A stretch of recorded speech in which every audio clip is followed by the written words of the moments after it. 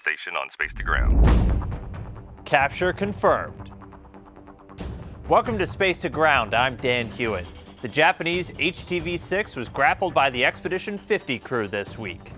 The cargo resupply craft arrived on December 13th, 4 days after launching from Japan.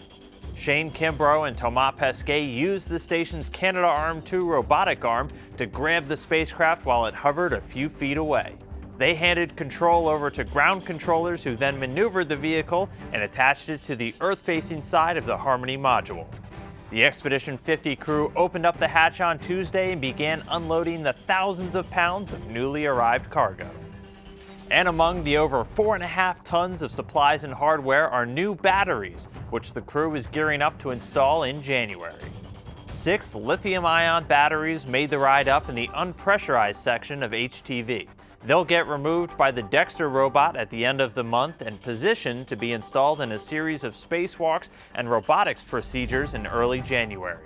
NASA's Peggy Whitson performed routine maintenance on the station's spacesuits as she and her crewmates continue to prepare for the spacewalks scheduled for January 6th and 13th. This week, Twitter user Anurig Singh wants to know if astronauts can wash their clothes.